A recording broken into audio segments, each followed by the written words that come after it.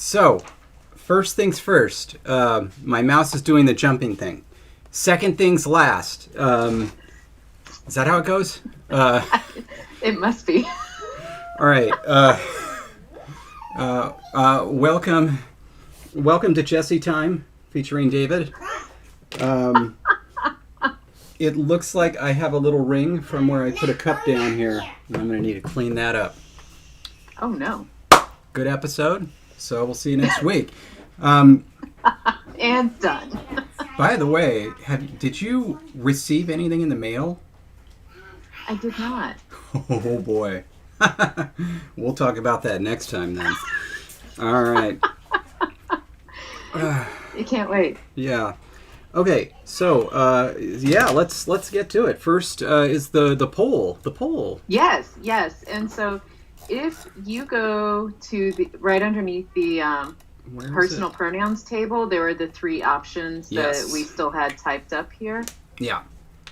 That will help ground us so people can understand those results. Mm-hmm. Excellent. So row C received the fewest votes with only 5 votes, so that was not as popular.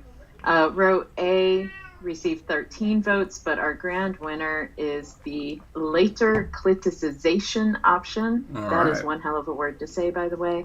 Row B wins with 21 votes. All right.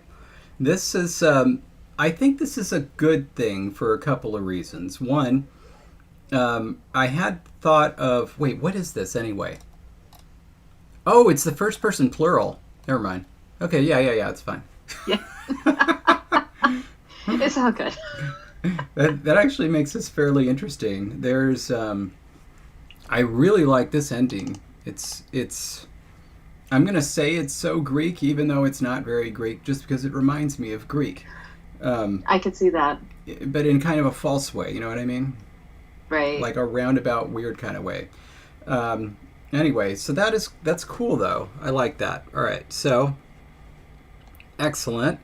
We'll have to kind of keep an eye on it. But then this had far-reaching implications. So the later cliticization means what? I don't have it pulled up. It means, let me pull it back up, because you actually, in the Patreon post, had listed exactly where the change would have to take place, and off the top of my head, I'm going to get it wrong. And so I'm actually going to get that post, which I realize nobody else can see my screen, so just hang with me. We're getting there. Oh, Roman, hey. Yeah, that's little Roman. Roman, my boy. Come over here. Everybody wants to see you. Roman. Okay, go ahead. While you're sweet-talking Roman. Yeah. So the cliticization, while happening later, must happen before the hiatus resolution sound change. The precise same coalescence happens there as happens elsewhere in the language, so that sound change has to be active at the time of the cliticization.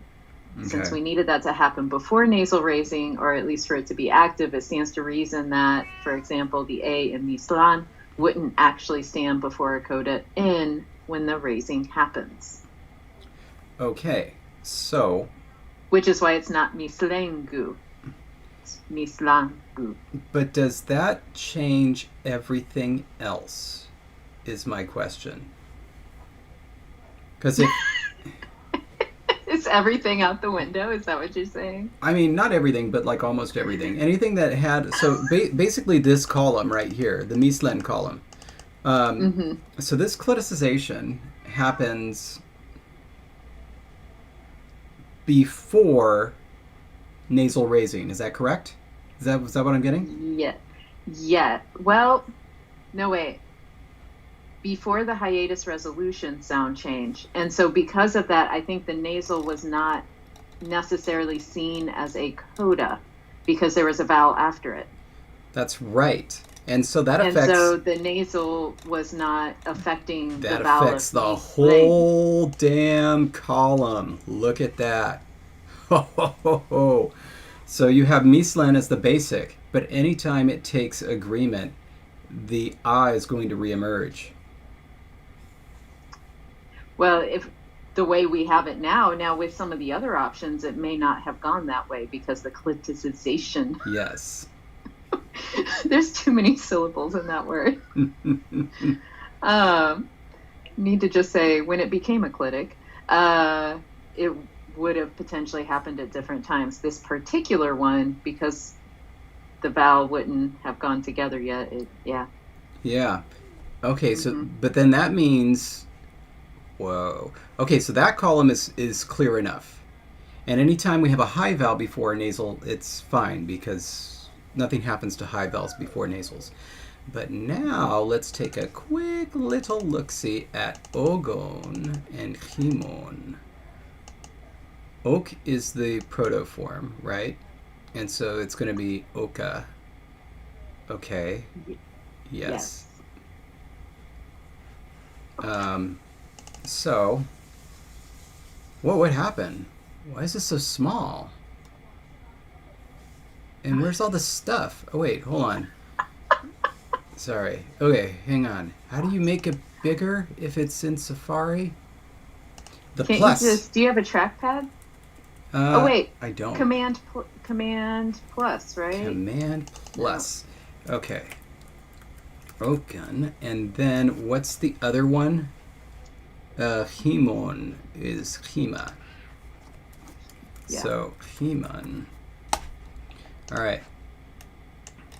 That's what I was afraid of. That's what I was afraid of. Oh, what? I'm looking. Right? Okay. But wait.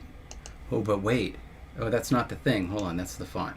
You go over there. We don't need you right now. We need this, and we need this. Okay, but what's the form that cliticizes?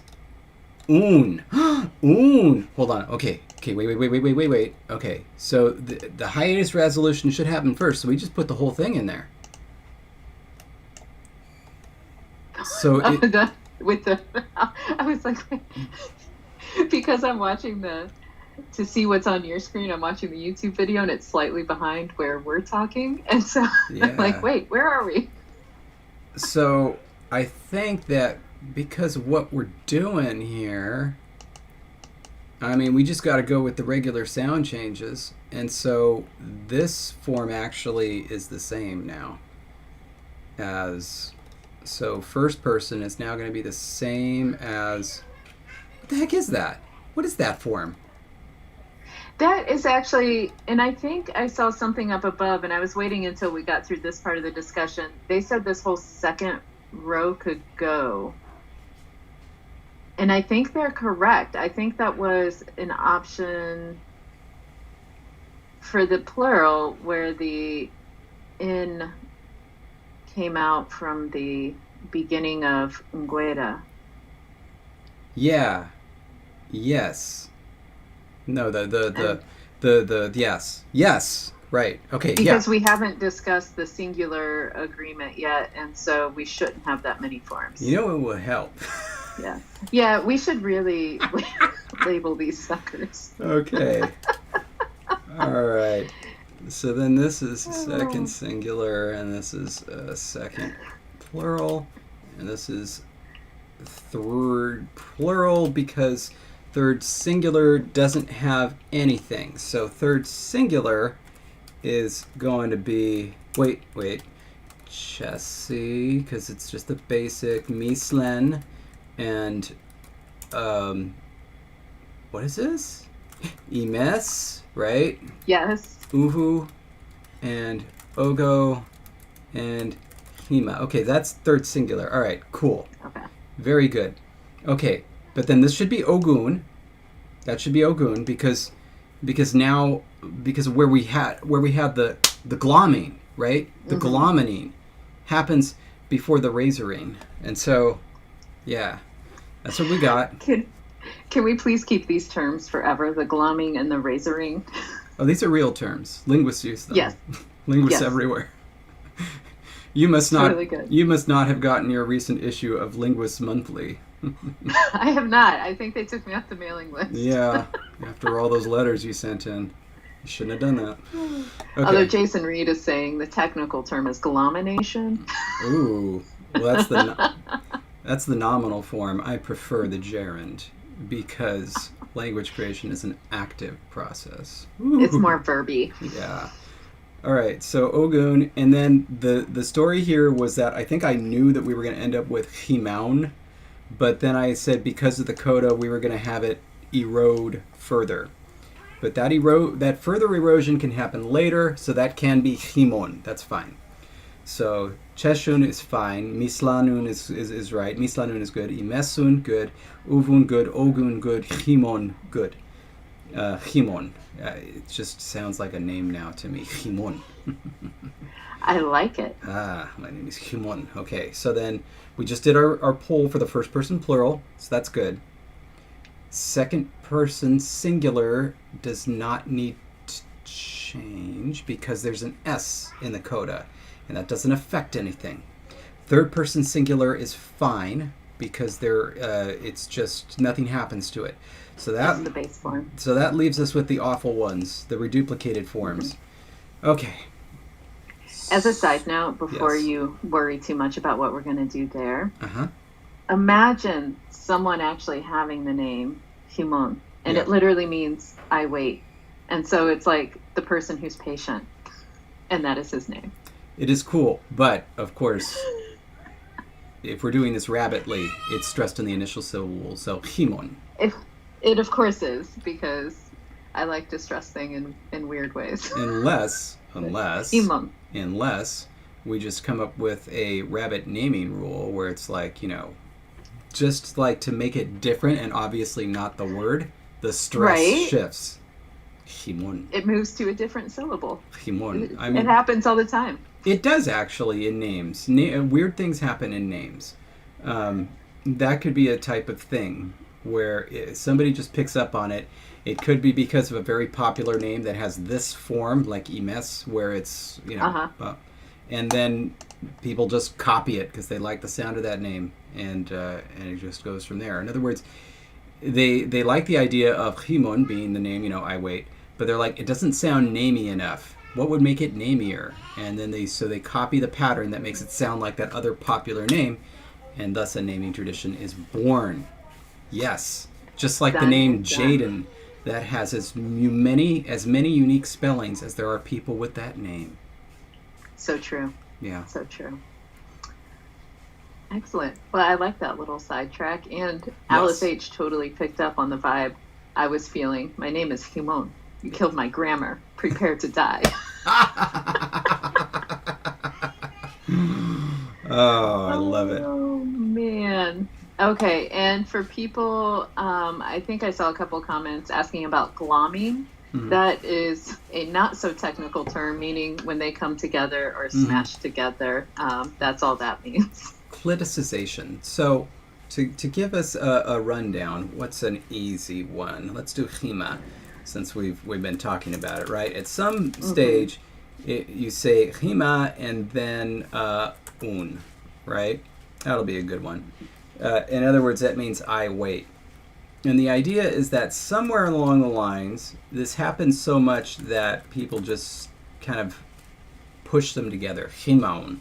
This happens a lot.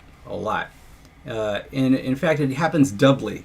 If you've ever studied Spanish and you've wondered why there are certain first-person singular present tense forms that end in y, like yo soy, yo doy, and see, yo estoy, what are some other ones that I always forget when I'm coming up with these. But anyway, there's a whole list of them.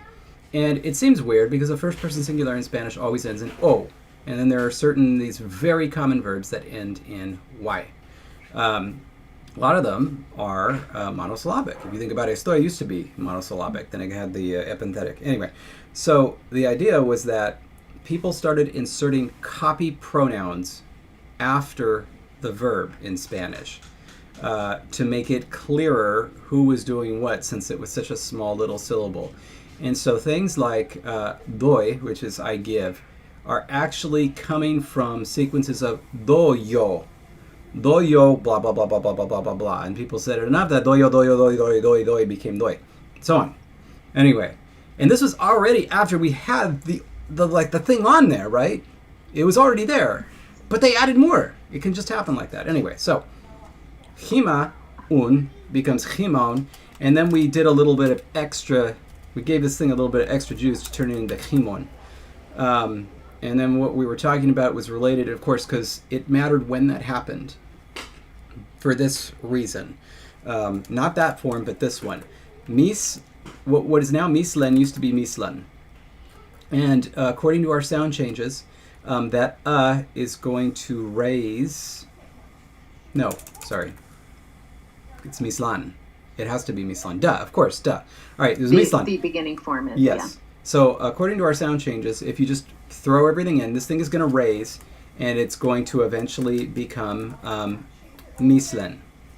Because there's a nasal coda there, and the nasal coda raises an original ah up to an eh in that environment. All right. So if you then though realize that you have this going on, right? The question is, when does this happen? When is that considered a single word? Because if it's considered a single word before the raising happens, then this is the final form. If it's considered a single word after the raising happens, then it'll be this. And so that was partly what we were deciding, simply by deciding on what the first person plural form is going to be. And because of the decision, it meant that it was going to happen after, the cliticization, the glomining. Glomination, how dare you? You're from that other sect of linguists who say glomination. I don't hold with that. So because of that, though, this comes out mislanun, which means that the third person singular is going to be mislen, or I'm sorry, mislan. Got to remember my stress here. And then all of the other forms that have something coming after it have the ah, because the glomining happened before the razoring. I'm sorry. You've added a syllable to glomming, and you've now made it glomining. Yeah. Okay. Now, just checking. And of course, glomination is an abomination, but inglomination, that's a real thing. Okay, so now that we've got that clear, hopefully, we need to deal with these. Yes. So I mean, these forms are a nightmare, and I hate them. Like, I feel like if you were saying, especially something that has a cis, like I feel like one of them is just going to drop out. Chisis. I know. Like eventually you just get like chisis, right?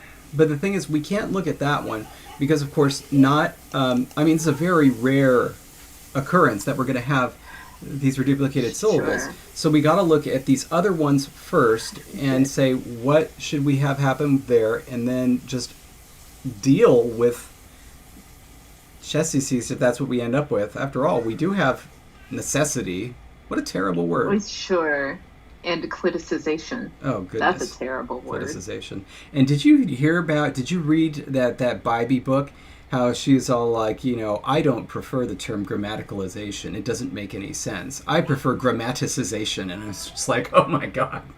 Oh, way too many. You're not gonna win friends with that word, never. So, but like she's, it's like all the sibilants put together.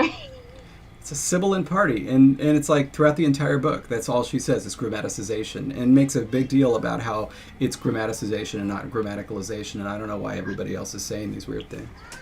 Okay, so Mike K suggests intervocalic S dropping, like in ancient Greek. S becomes nothing if it's between two vowels. Ooh, that would be a rough sound change for our language. A really rough sound change. Especially if we had to apply it to things other than pronoun. Yeah. Also, though, how many original fricatives did ancient Greek have? Original? Yeah, that's what I'm saying. I think that you could do that because there weren't a lot of fricatives back then. But right. we've got a lot of fricatives. It makes zero sense to make S disappear intervocalically and not, h and f, right? Those things should be gone right. if S is gone. I don't think that we can do that.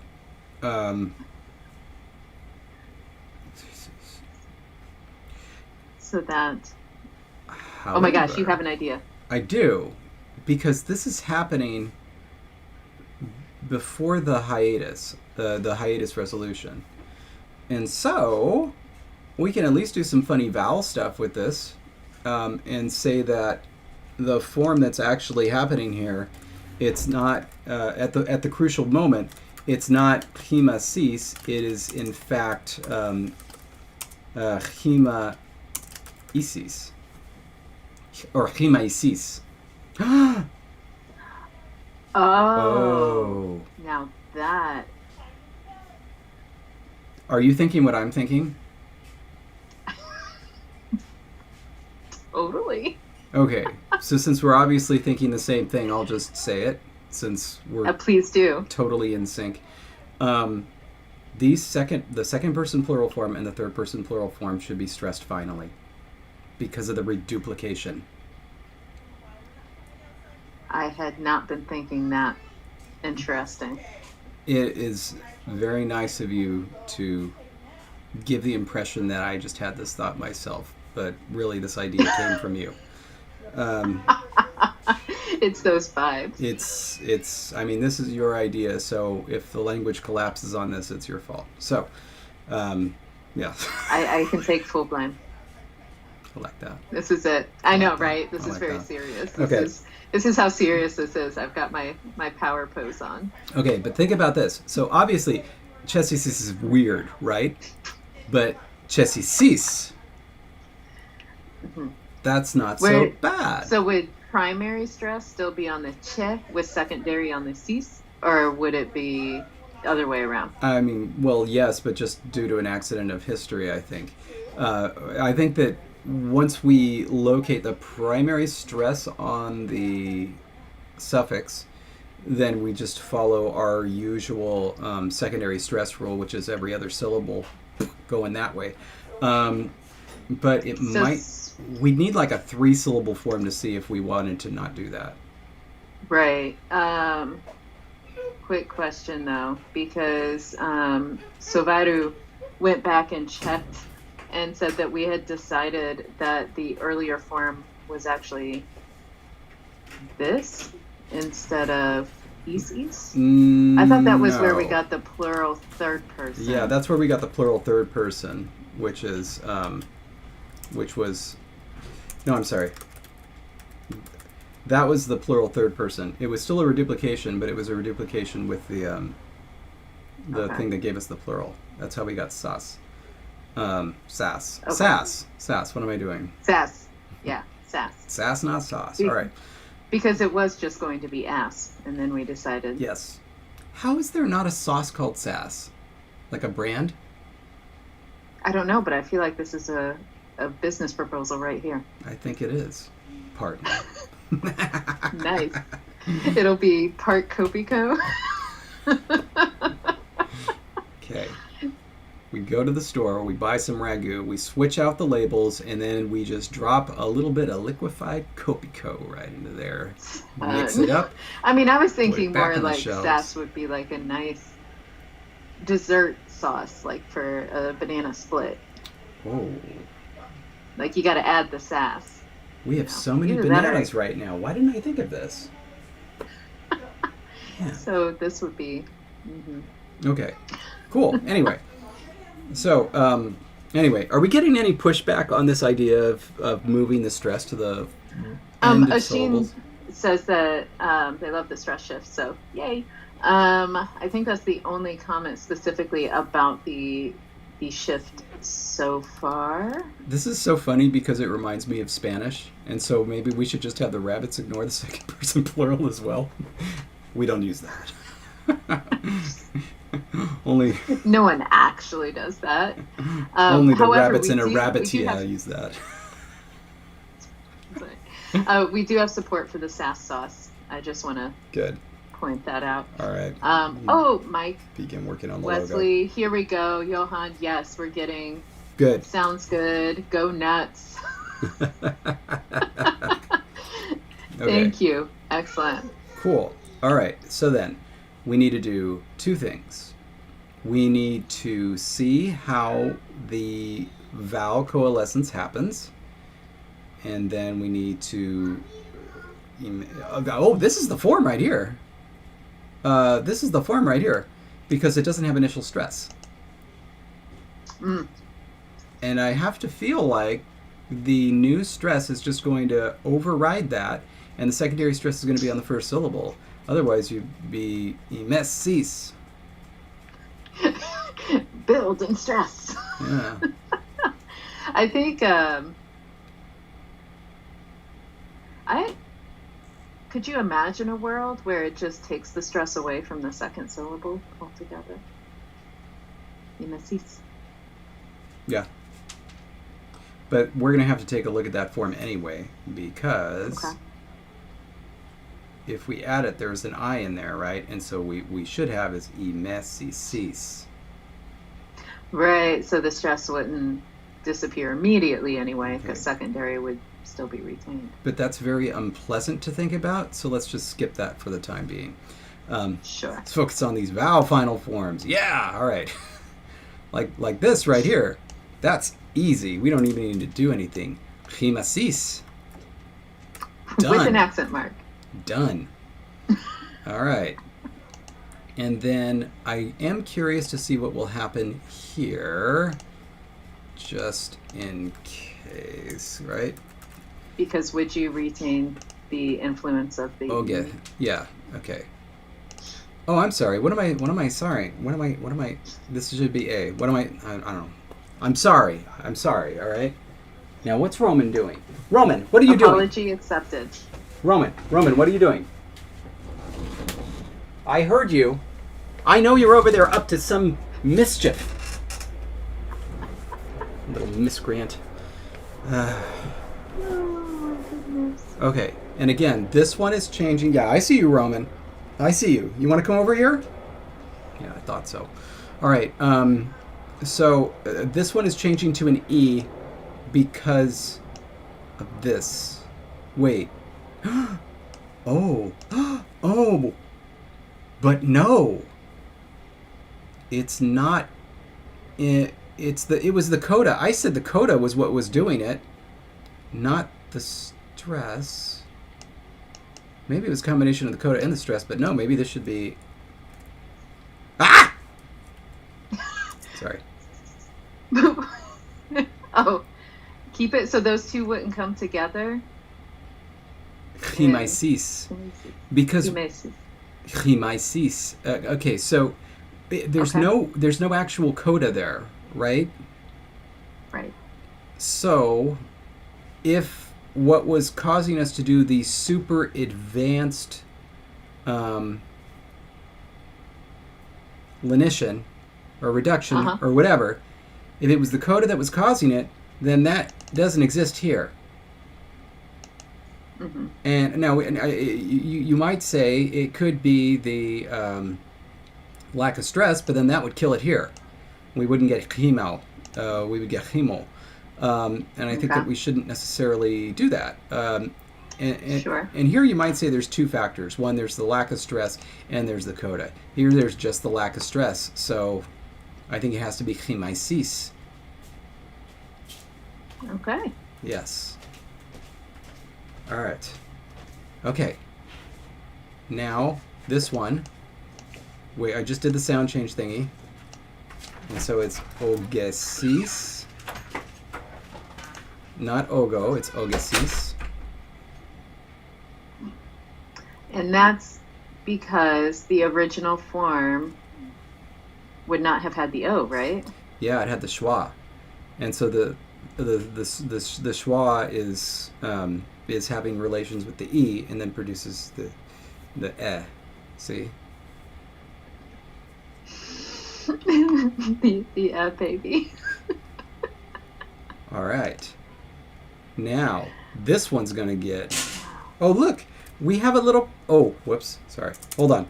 Okay. But look. Oh, no. Wait, hold on. Okay. You've got so many things going. I know. Uvusis. Oh, that's nice. Oh, Uvusis. I mean, because obviously the stress. Yes. And my keyboard is... There we go. And this is actually nice. We're seeing some parallels between the singular and plural forms here. That's kind of nice. That's kind of nice. Okay.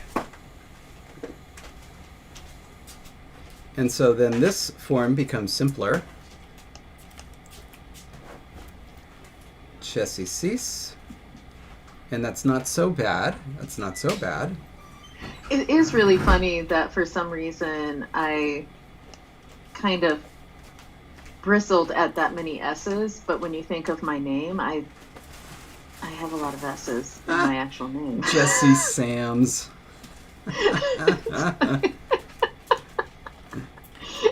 So many S's all around, but I'm like, oh, Jesse, who would say that? And your middle name is Succotash. That would be great. Okay, so we're stuck with this. These two forms right here. Yes.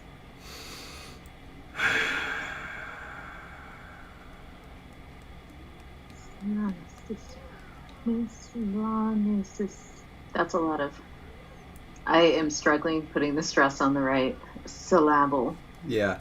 Mislanisis and then imesisis. Now with this one, since it's a coda and it's a class of verbs, right? Mm-hmm. You're always going to get these three S's in a row. So maybe we can do something. Maybe we can do something. Yeah. Imesis. Could do a little gemination, and maybe same thing over here. What would happen to an N and an S that were next to one another? I feel like that was so many episodes ago when we talked about what would happen when that happened. It's a T. So. Mateus just gave me a better middle name than Succotash. Sassafras. Oh, that's your new nickname, Sassafras. I like that.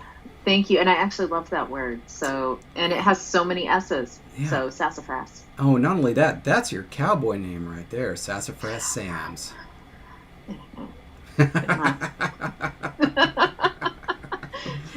So thank you, Mateus. I love it. Wow, that's good. All right, Sassafras. So this is what I'm thinking. And I think ALK may be correct. Is it NTS? Is that the output? Yep. For the NS? Yes, it is. Wonderful. Excellent work. And crucially, it won't have the raising, even though it's in an environment of having a nasal coda, because this happens, like reduction is going to happen after. Oh, how late does the gemination thing happen? Wait, no, I'm looking at the wrong area.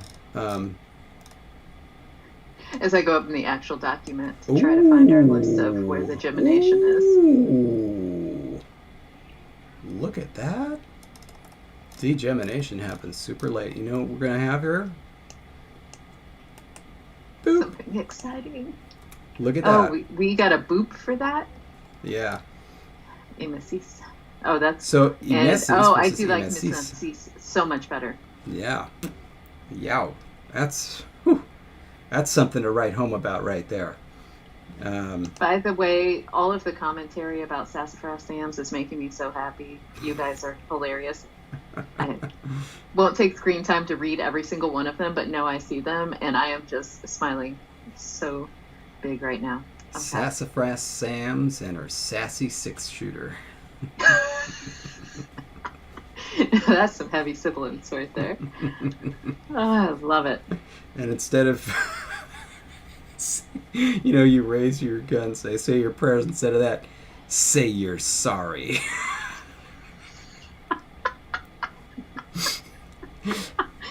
Yes. Oh, this is good. All right. This is good. Did we just potentially finish? Yeah, kind of. That row? Yeah, and I think that, and we can just copy everything down to the bottom row too. The only thing that we need to remember is, okay, no, that was the form there. So yeah, that stays. Nothing else happens. Okay, good. Okay, very good, very good. So yeah, now we can just copy that to this row, But except, ooh, look what's gonna happen. Cheshire sauce.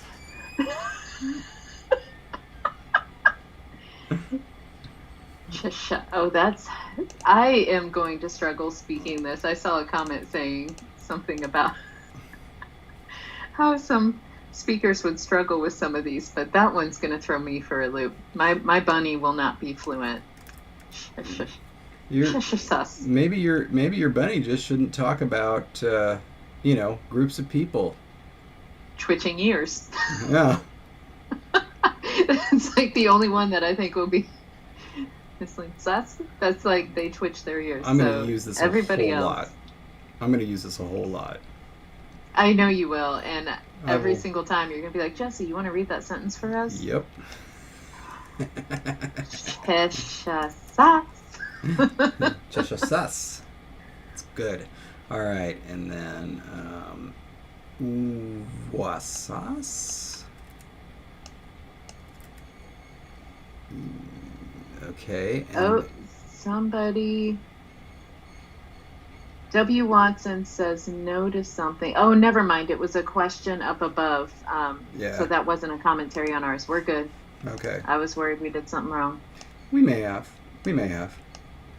But, Oh, I like that. But, that's what the conlang police are for. They'll come get us. That'll be fine. Mm-hmm. We'll accept our punishment. So, oh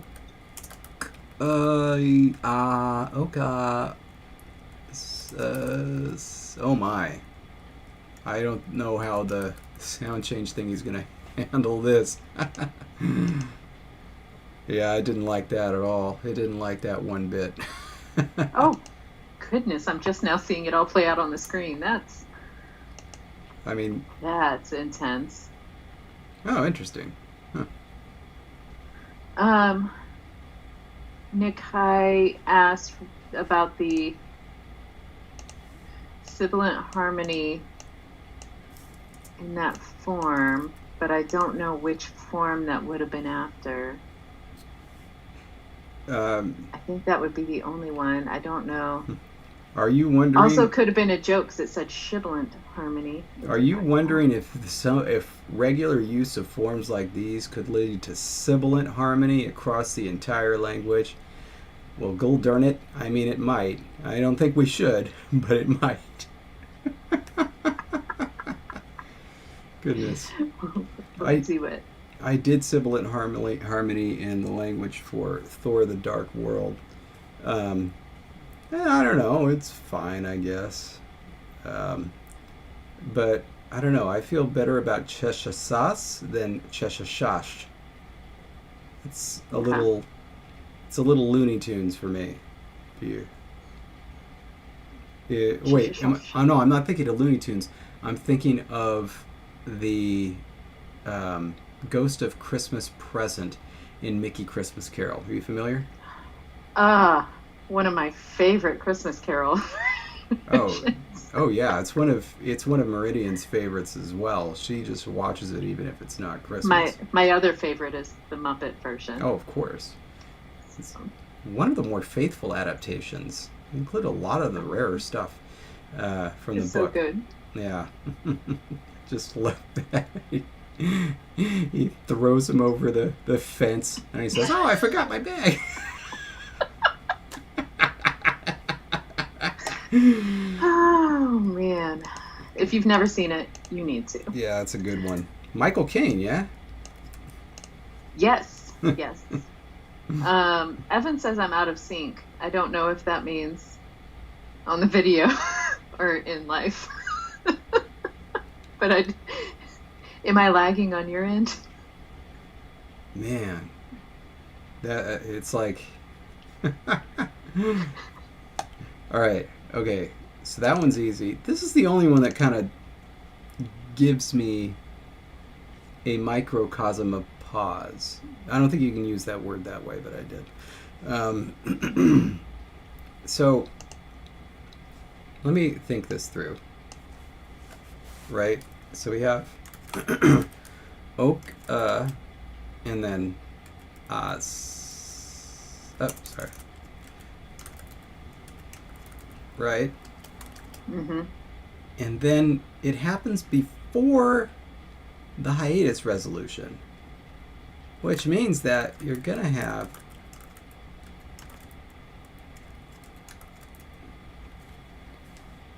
that. Oh, goodness gracious. I guess they're just looking at which number is bigger than the other number. There's two schwas picking on a lonely A in the middle. So Right. I guess it's going to stay a schwa, in which case it will become an O via Mm-hmm. regressive assimilation. I forget which one it was. We solved it and I forgot. One of those, Assimilation, long range assimilation. Ignore the K assimilation. So something, I guess it would become the O. And of course, if we had a word that began with an E, then that would become an E, wouldn't it? Here, let's take a little peek see.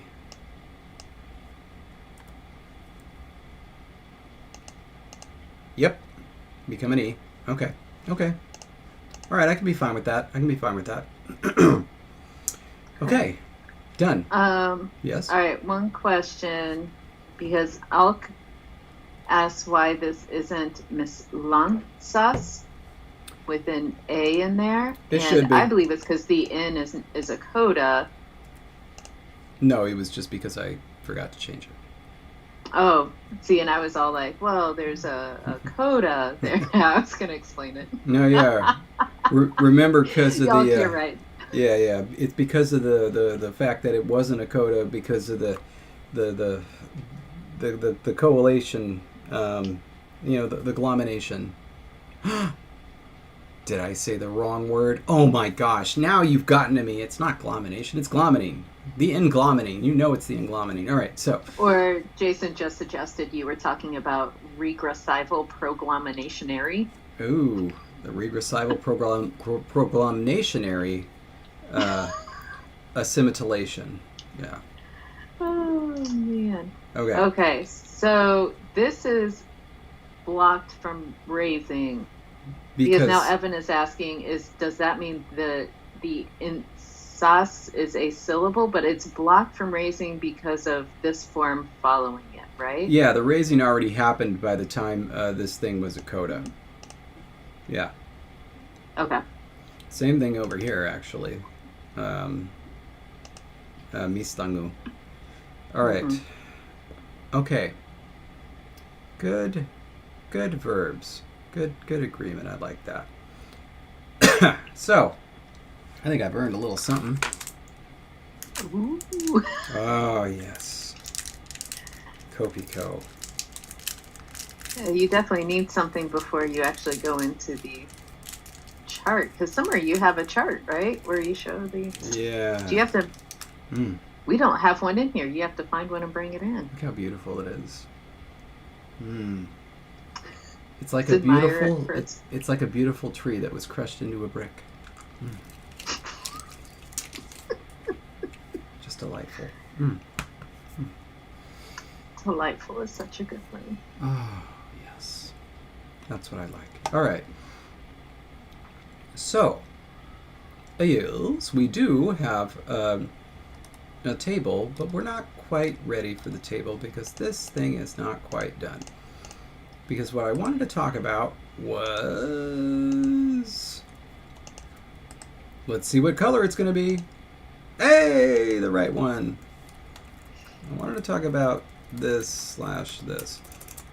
So, as we know, as a result of our reading, often antipassives will come from reflexives. Oh, that's right. There was a whole reason we were talking about.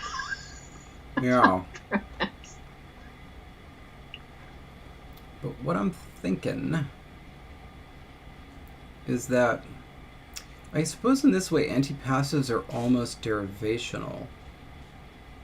that is the antipassive that comes about the way I'm thinking of it, which is that it takes a basic object or experiencer, it gloms, and then it essentially becomes its own word, its own intransitive verb that can just occur as an intransitive verb. But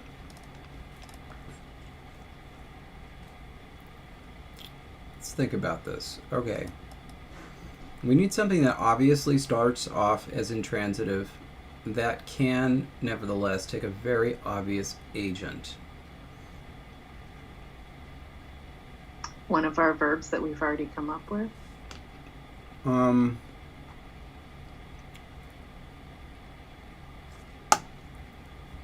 These are a little bit...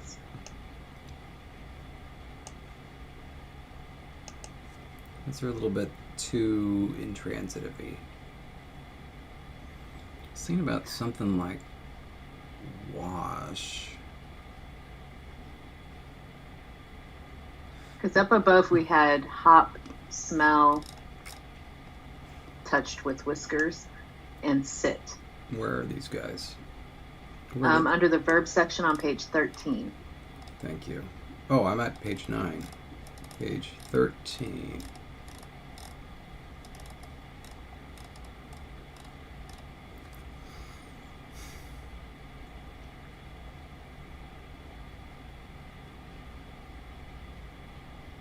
However, we can always come up with a new verb to add to our inventory. I think we should. Okay. Or, that's interesting.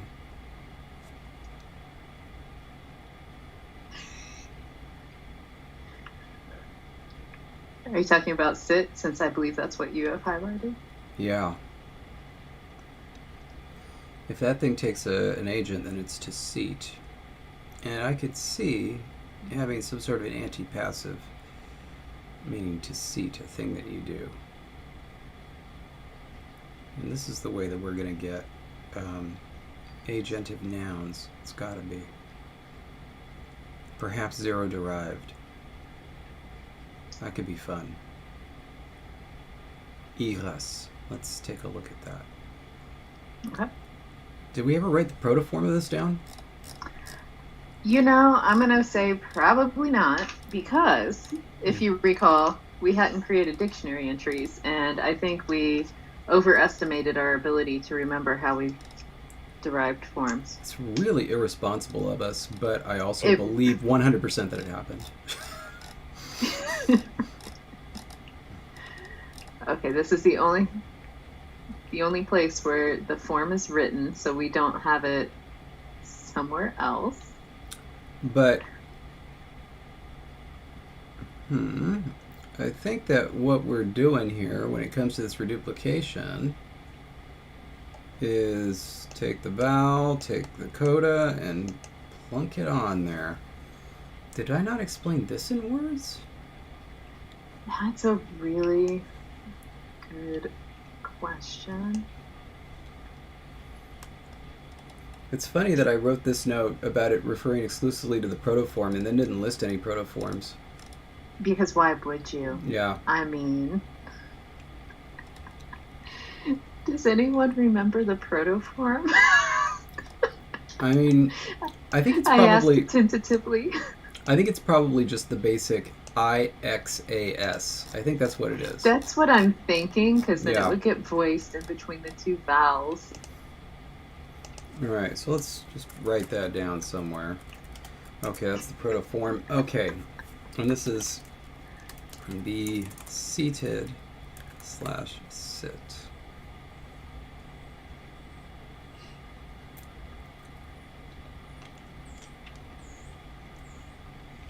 We're going to have to figure out when we wrote that list and just watch the episode to figure out Especially if it was meant to be somebody's name or something. I want to make sure the protoform comes out right.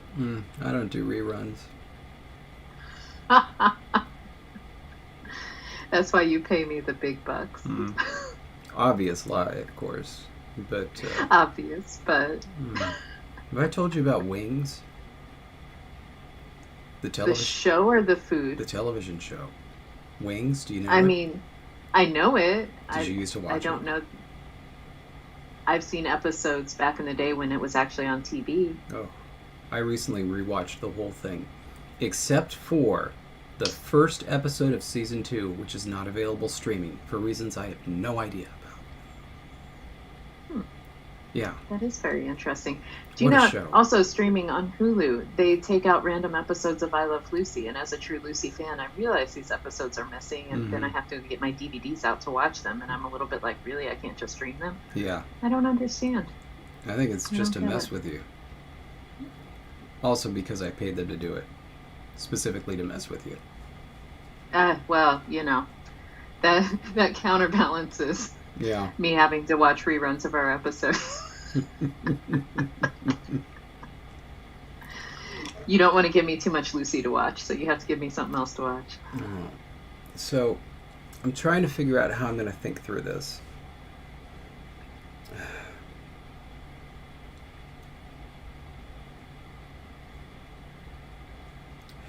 Because the antipassive means to perform an agentive action with no stated object. The object for seat would be somebody who sits. And so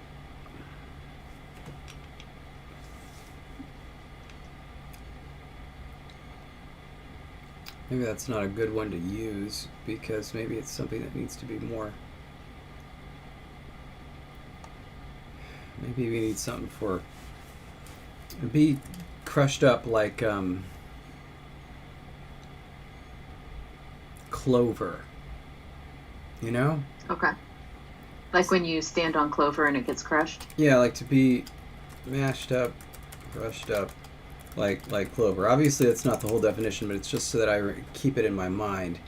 We need a new form for this. Can we go to our names list? Of course we can.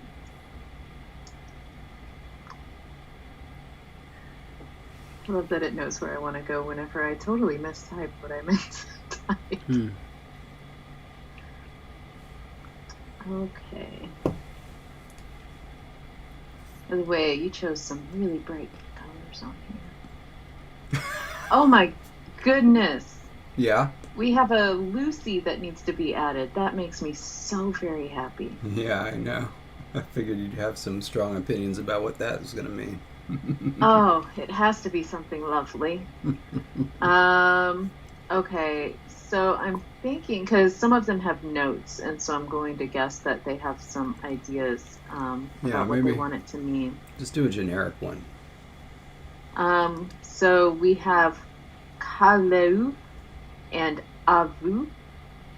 Of course, the kaleu would become kalo. What was the second one? Something else. So AFU becomes avu. AFU, let's do that. Nice and easy. So,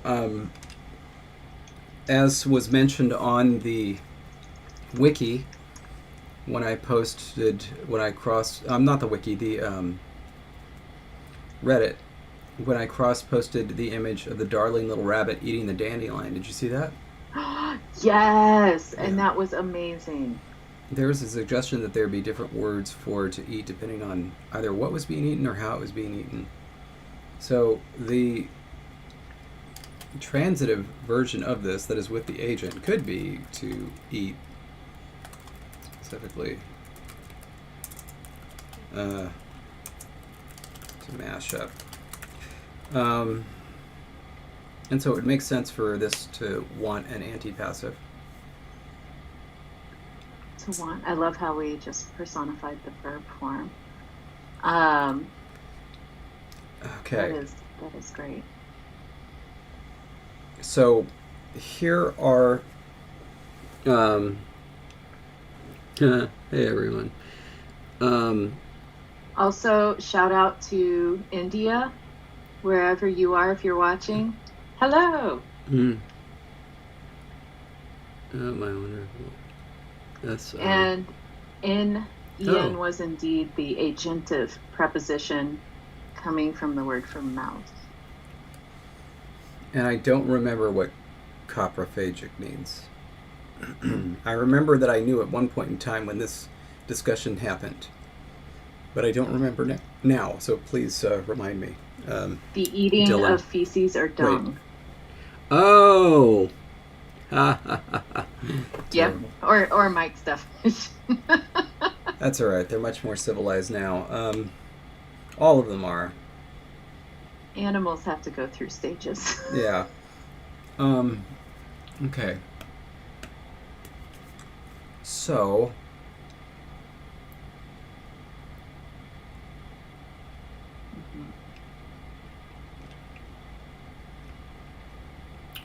Are you? I mean, I like how this is doing that change from to be mashed up to Yeah. So. to eat, making it more agentive. So here are some ideas for an anti-passive. That's pretty obvious. And I don't know if that will really work. Or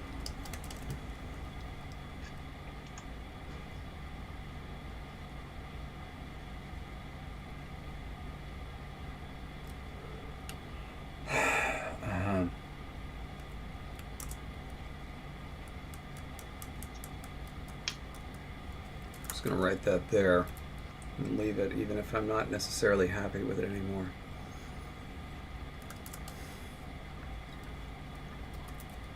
Oh, as a side note, apparently rabbits eat feces to pass digestive enzymes from mother to child. Without those enzymes, baby rabbits can't digest plant matter. Oh, that's going to have to change.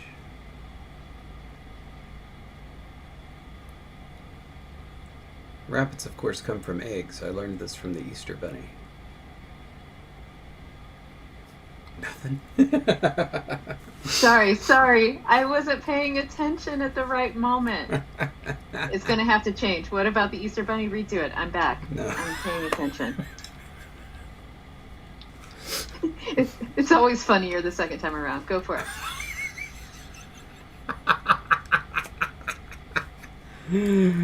Oh man, hold on. Don't make me rewatch the entire episode for the one joke I missed. Sorry, I mean, that's your thing, Sassafras. Always you in the reruns. No, it was that there was a comment asking if the protoform could be changed for this word, and I was like, oh, is this the person whose name it was requesting the protoform to change? So I went to the chart to see, but it was not the person whose name who had decided on the name. So no, we can't change the protoform. Nope. But anyway, while all that was going on, you said an epic joke. Yeah. And I was doing honest work on my end. I promise. It was really good. Unfortunately, I just can't do it again, and nobody in the comments can tell you what it is, contractually.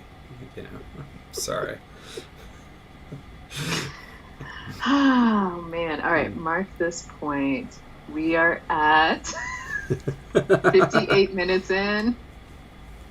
I will go back and watch the video. Okay. Obviously, you're going to have to edit this video afterwards. So that you can never see it. I think we're both too mentally exhausted to really have that happen right after recording. Probably.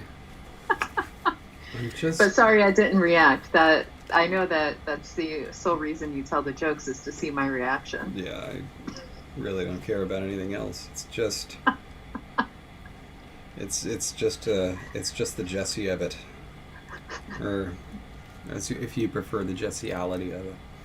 The Jessiality, yes. I think it was the sassafrasation. The sassafrastion.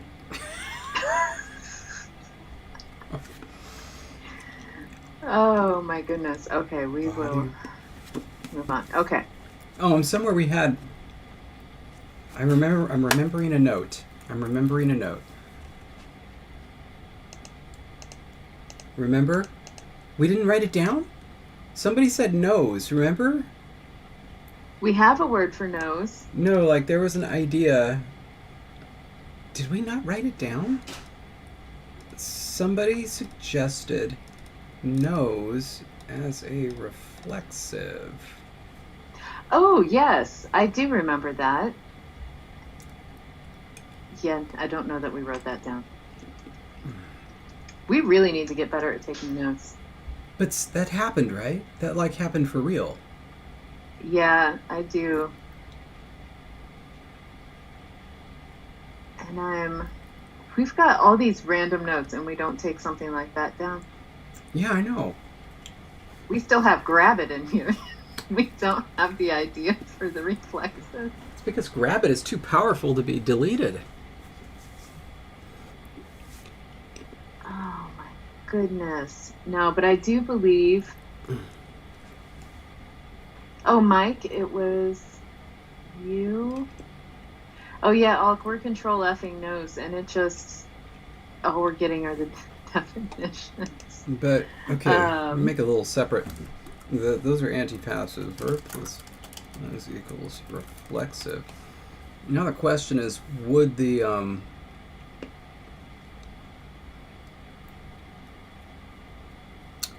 Oh, maybe it was Biblaridian who had said it, and it was because nose is the reflexive in Mandarin potentially. Really? Potentially, that there was a hedge. Hmm. I know they count. Don't they count by noses instead of heads? Like how many noses are in the room? Hmm.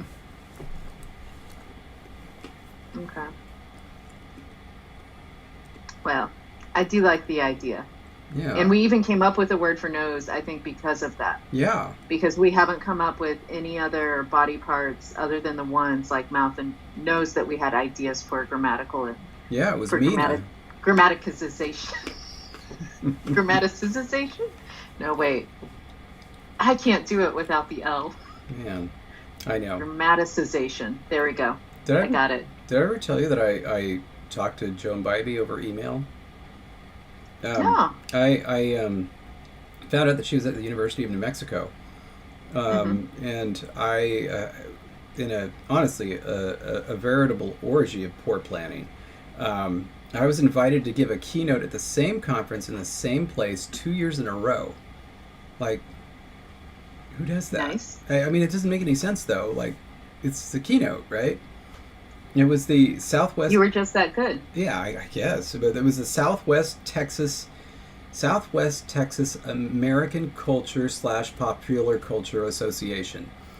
Oh, yeah. It's always in New Mexico every year. Yeah. You know about this? Yeah. Have you been there?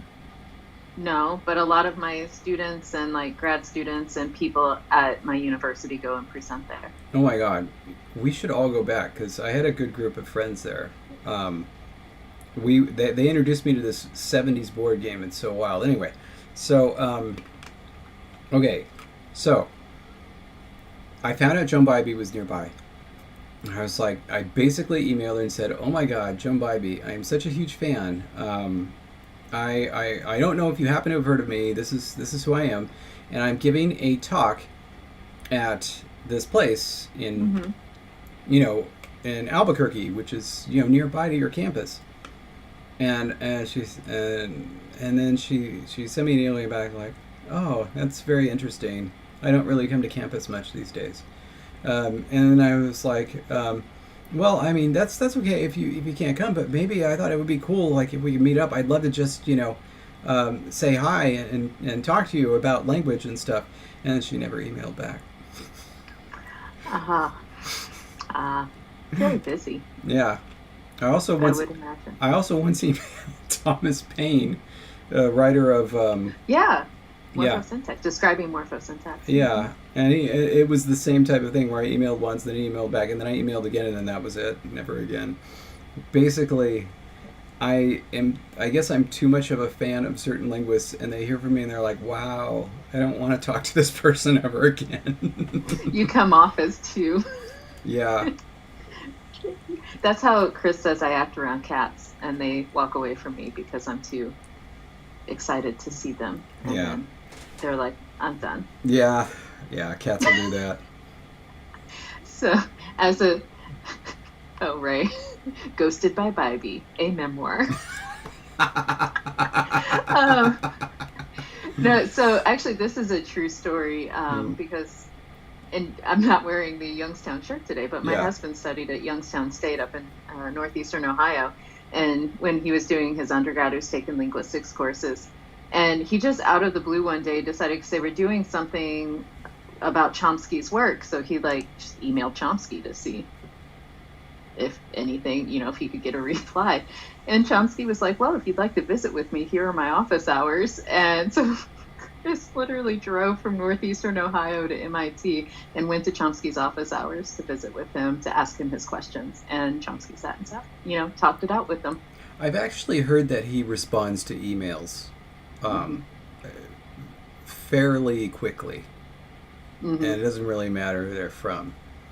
I always found that interesting. I imagine he would get a lot. Or maybe that's the kind of thing people imagine he gets so many emails that they just don't email. And so... Right. I will say, it was when I was working on my dissertation, it was a weekend, and William Chafe, not Chafe, sorry, that's Wallace Chafe, William Croft, let me get my WCs correct. I needed a paper that I couldn't find online, and so I just asked if he happened to know where it would be available, and he took the time on a Sunday, 2 hours later, to get me a PDF copy of it. Nice. And I was like, that's amazing. So amazing people out there. Anyway, moving forward. Nose. I kind of like this, but the thing is, I'm trying to think through whether or not you would lose. See, I keep hitting this same wall. I was like, okay, does the word nose become a suffix that effectively replaces the agreement, the absolute agreement, right? And then do you lose the ergative clitic before the noun? And in which case is that more derivation? And then if it's a reflexive, then the idea is, if you were to take that reflexive form and use it as an antipassive, which sometimes happens, do you lose the reflexive reading? And I was reading a paper on this, and it was like, in languages like that, it was rarely the case that you had verbs that had both an antipassive and a reflexive reading when it was using the same morphology. It was rarely the case that there was a mix-up, that it was ambiguous. It was very rare that it was ambiguous. It would only happen with a certain couple of verbs, and even then the context would help spell it out, whether you meant reflexive or antipassive. So with most things, it was either a reflexive reading or an antipassive reading. I'm just not... I feel like I need to read that paper again. I'm not 100% confident in it enough to just do it and be good with it. I'm fine with making the form. Yes. But I'm still wondering about that ergative marker. Yeah, there's no question that it's unnecessary. The question is, would it just hang around? It would be wild as if it only hung around in between two vowels. So in other words, Do Do you take specific joy in complicating your languages? I don't. I just follow the trail. But can you imagine though? So like you know how like in French, right? You have this T that just inserts itself everywhere in between two vowels. You know, y a-t-il and so forth. Um, uh, this could be how you get one of those epenthetic forms. In other words, it's the N that used to be a part of the ergative that is unnecessary in this form, so it's not used, but it does reinsert itself when the subject of the sentence, which is now in the absolutive argument, kind of, right? When it begins with a vowel, to separate the final vowel of the verb from the initial vowel of the subject, and Right. and then the rabbits use that as a pattern later on in the language. If somewhere else epenthetic consonants were needed to separate to resolve hiatus, you know what I mean? Right. Right. Yeah. Okay. I would like to see some typed out examples of where your brain is taking you because, theoretically, yeah, I follow what you're saying. I'd just like to see how Right. maybe the order of all the pieces may play out. Now the funny part is this might not even be relevant because we haven't actually tried to make a suffix yet. We need to do that first. So Yes. Right. Right. let's go ahead and do that. Okay, so we got Chessie, Miss Len, right? That's the basic. Yes. Oh, because the third singular is the basic. Yeah. Oh, that's nice. Yes. Uwu, Ogo, and Prima. Okay, and then Mina. That's our word. Oh, Himamina. Yeah. Oh. Oh. What happened? What It happened? got too big to fit on one line. I think I see what happened. Sorry.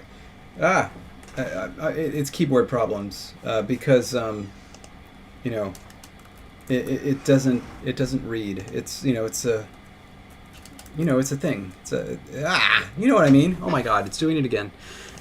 I can't. Because the eyes disappear. It's too far away. I can't lean that far back, I guess. My little wireless keyboard is not that wireless. It needs more power.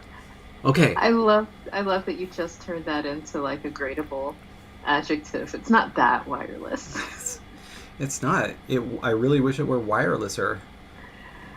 Nothing wrong with that. Wirelesser. Nothing wrong with The that. the wirelessest of them all. Oh, that actually sounds like it would be like some sort of modern magical realism novel. The wirelessest. Oh my gosh. Okay, we have some forms. Okay, so a number of things come to mind as I'm looking at this. One is that we might have another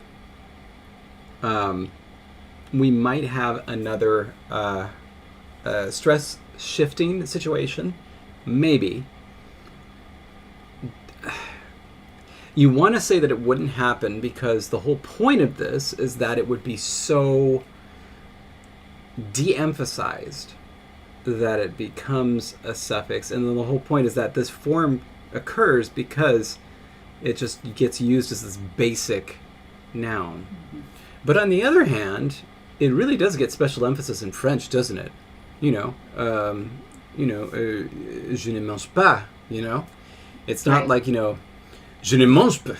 It's je ne mange pas. Je ne mange pas. So You I really guess don't want to hear me pronounce French, so I'm just going to nod and let you keep doing that. you never did French. I would have laid $13 on the idea that you did French once. I can read it in academic journal articles, Really? Wow.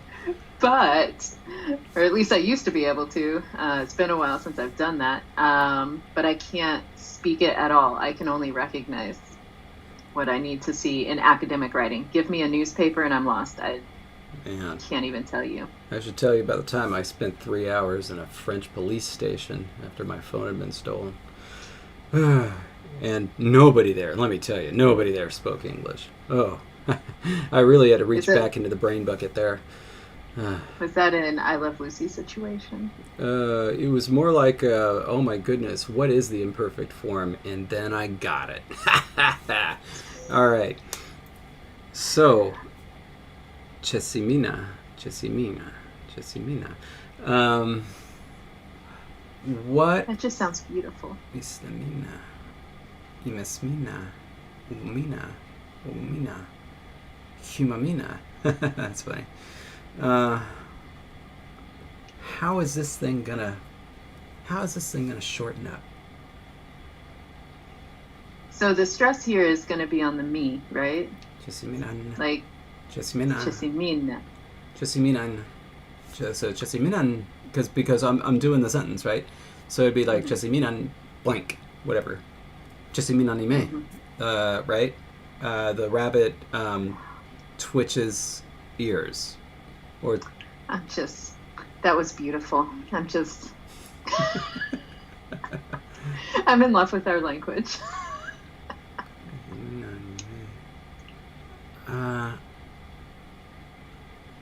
So there are suggestions of just the final vowel dropping off, for like chesimin. Or even taking the whole syllable off. Chesimin. Yeah. There's like two ways, because there's something super interesting happening here. Let me find, where do we have our practice sentence? Remember the one that we wrote out like all the way? Did we keep it? We have several of those actually. There we go. I think we're on page 13, 14. Is that? I got it. We're coming back. I shouldn't have started scrolling. Now I'm lost. Okay, I'm back.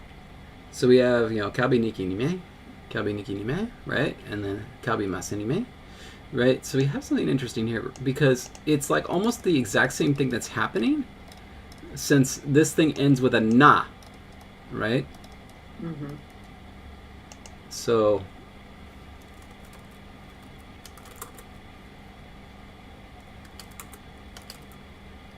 that's how it would start out.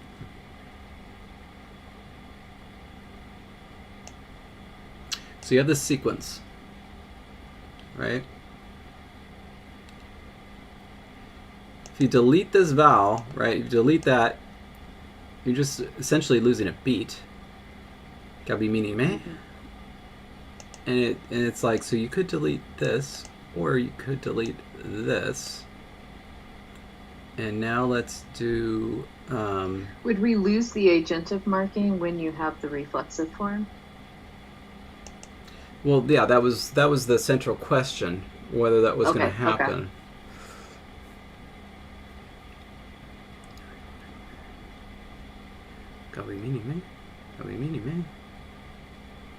I think that is likely. Now, what's something else agentive that doesn't begin with a vowel? Oh, you mean like besides something that would twitch its ears besides a bunny? Yeah, or kabi, I think, is eating. Some type of eating, but... It is. But were you trying to get a non-vowel start here, or yes. Did you want... Yes, a non-vowel start there. Okay. One moment, please. Oh my goodness, someone just like totally peeled tires outside my... they got they're the not really information eating they noses. It's just we are just doing this. Oh, the word for dad is to, T-O. Daughter is Mika. Mika. That's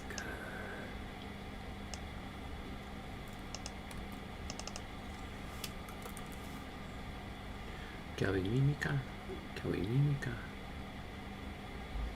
So let's just see what this would sound like if we enacted this terrible change.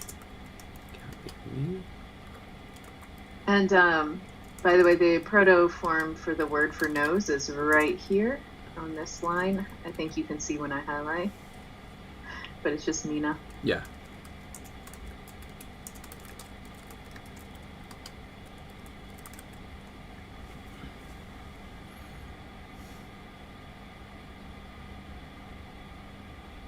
so it would show up if there's a vowel and it would disappear.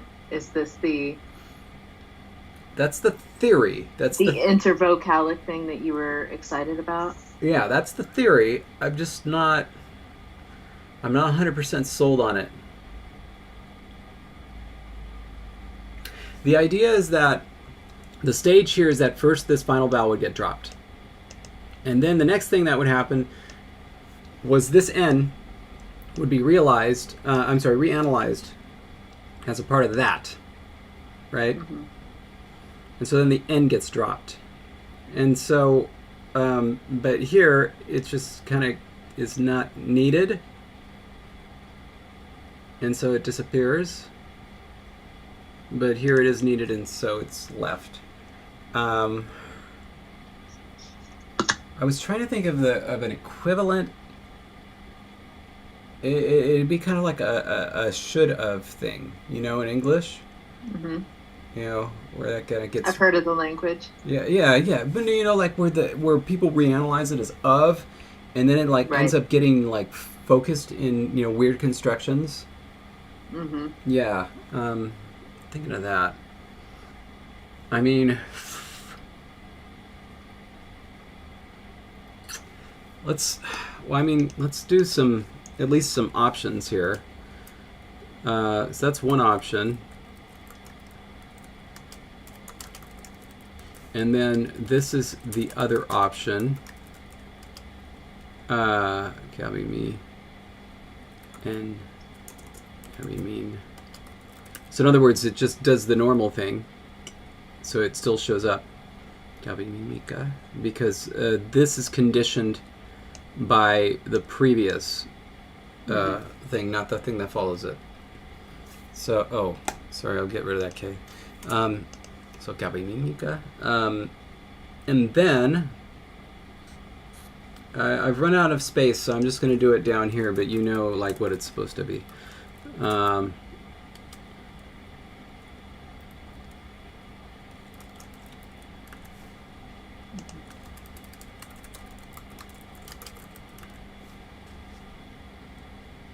And then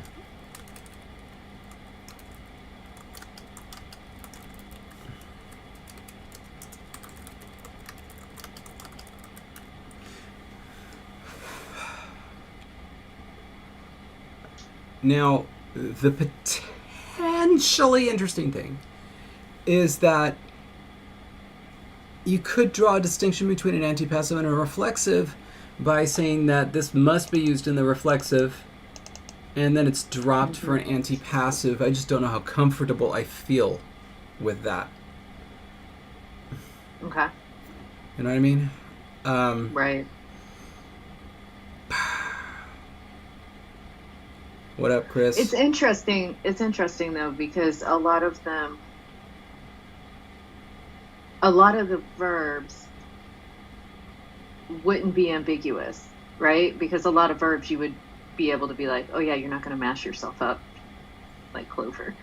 Or it's like if you were, it would be very obvious. Like if you were telling some sort of fantastical story, right? Right. And I think that's also one thing that's difficult whenever you are conlanging or even learning a new language in general, is getting past the wait, how do speakers know which meaning is meant? And then we forget about all of the crazy ambiguities we have in English. Yep. Or whatever language you natively speak. It has crazy ambiguities. Yeah. And so I would be comfortable not having different forms and just relying on context. And like if there is a verb that would be so confusing in everyday conversation between the reflexive and the antipassive, then maybe there would be a strategy around that. But like other than that, most verbs in my head, I think it would be pretty obvious. You could always just use the preposition, and if just wanted to make it clear, I was trying to think of a nice example from English where we do exactly that type of thing, where we end up emphasizing something because it's not going to come to me. I'm not going to think about it. Okay, so having said that, so we have these three strategies, right? On the right here, So on the bottom, we have the forms with N. Well, as a side note, Super Heisan said that's kind of how passive and reflexive happened in Norwegian, where the reflexive pronoun got glommed onto the verb to make passive, but stayed intact in reflexive constructions. Yeah. Huh. That's pretty cool. That's pretty cool. Languages do amazing things. Yeah. Okay, so on the bottom we have the forms that have an N, and on the right we have forms that are obligatorily marked for ergative. And then, of course, on the left also we have retained the N for euphony only. We don't even necessarily need to do that. There could be a fifth option where it's just galbi mi me with no N. What are you feeling? Curiosity, would the N from Mina ever be retained as a strategy to separate? So even though they look the same because it's an N is an N, but would that have ever been retained from Mina? I mean, yeah, essentially, there's what I have written there is essentially what the rabbits would do. But whether that N is coming from the actual ergative or coming from the end of the suffix, yeah. I don't know. What do you like?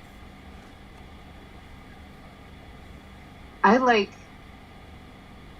Can you say them again with and without the N? So specifically,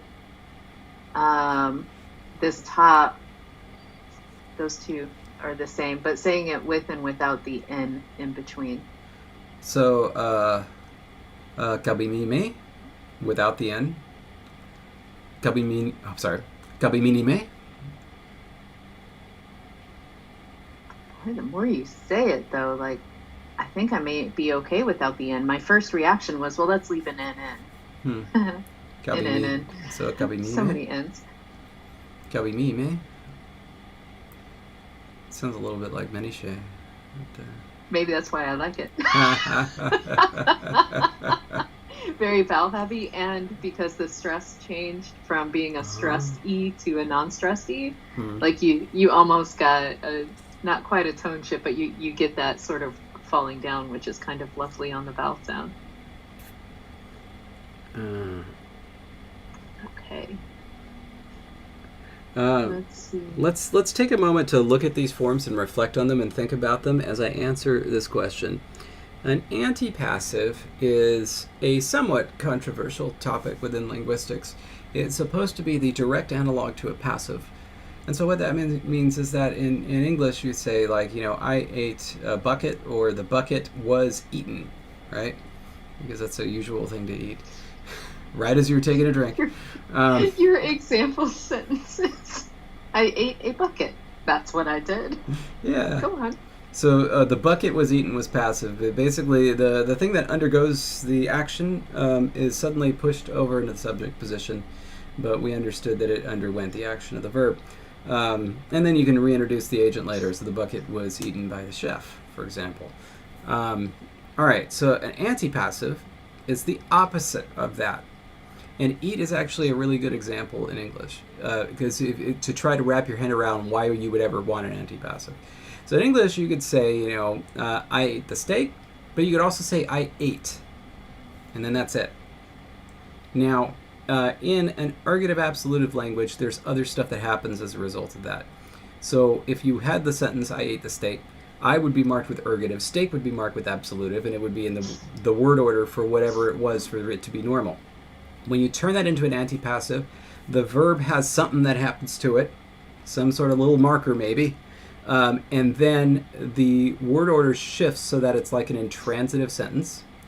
And the thing that had the ergative marking now has... You really want... It now has absolutive marking, and the whole thing is treated like an intransitive sentence. And so when it's just like I ate, it's like, It's almost like I did eating or something like that. The example that's most that linguists like Masha Polinsky often bring up would be like I shot the bear versus I shot at the bear. That is the at the bear part is somehow less affected. And she has a whole lot of theories with antipassives. She suggests that every language has antipassives, and that regardless of whether they're ergative or not, and that it's not about reducing the argument structure; it's about effectiveness of the object, and its I guess relation to the verb. But here, since we're dealing with an ergative absolutive language, we're definitely talking about argument structure, Jesse. Oh, well, it was just the way you said that made me think, because technically, if you really go into English grammar, we've got the intransitive versus kind of technically ergative verbs like I tripped. Yeah. Where like I'm doing the falling, I'm being affected, therefore I should be the patient, and yet here I am as a subject. Yeah. And so that's would that be... That's called an unergative, isn't it? Just a second. It's those terms again. So they're like, there's unaccusative and unergative, right? And something Right. like I tripped is one of those. I forget which it is. It's not even worth looking up. We're just going to forget again. You sure? You don't want me to... Oh, man. I love this book so much. Yeah. Telicity is But an you- entirely separate thing. Telicity is an entirely separate thing. Because after all, I Oh. shot the bear and I shot at the bear are both telic. Mm-hmm. It has to do with because of the telicity talks about the action, right? And the shooting the bear and the shooting at the bear are both instantaneous. It's whether the bear got hit or not. When you say I shot the bear, it's implied that you absolutely 100% hit it. Shot at the bear, you may not have hit it. Anyway, you can look up Masha Polinsky's stuff on this. Like, she's on Walls, so she goes into a lot about languages Another having place I love to get information. anti-passives. I'm seeing, I swear. Okay, and I'll have to look this up later. Somebody remind me, and I can say something about it. Because once I get lost in this book, next thing you know, I'm just going to be reading about grammar. So I shot the bear, So we'll leave it there. but I did not shoot the Deb Boo Boo T. Hey, boo boo. Yeah, you can look up unaccusative and unergative. They make sense in a certain context, just like counter feeding and counter bleeding makes sense in a certain context. But they were always going to be confusing. It's just that way. Anyway, so now that we've had that thought, here let's. I'm gonna do something that I think is gonna be a little bit. Oh, helpful. yes, people are answering unergative. Yeah. So good. I don't have to look it up later. It's definitely unergative. That is what I'm being told. All right. And then let's do that. Okay, so we have black, red, blue, and purple.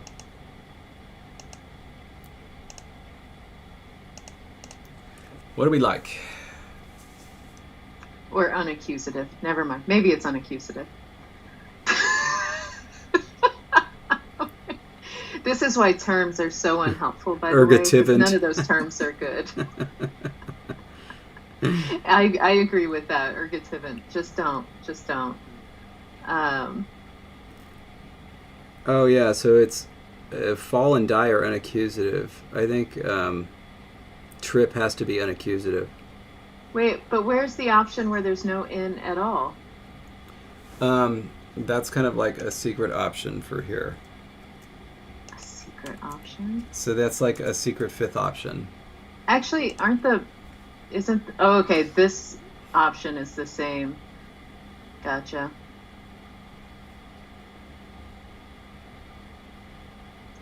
So we kind of have 5 options? almost? Yes, yeah, 5 options. Okay, blue and purple seem to be very popular so far. And by very popular, I mean the only two people. Red. Oh, wait, there's a red. There's a red. Accusative. And actually, I'm not even going to try your name. But we have talked briefly about colors, and David had sent me an article a few weeks ago about the colors that rabbits see, and it's very different from our own color spectrum. And it's actually like a certain type of color blindness, and I forget the technical term. Yeah, it is. But they don't see all the same spectrum that we do. Yeah, so rabbits will have color, but yeah, they're red-green colorblind. I'm actually seeing more for purple. So in my head, I got 4 for purple, 2 for red, 2 for blue, 3 for blue, 2 for black. And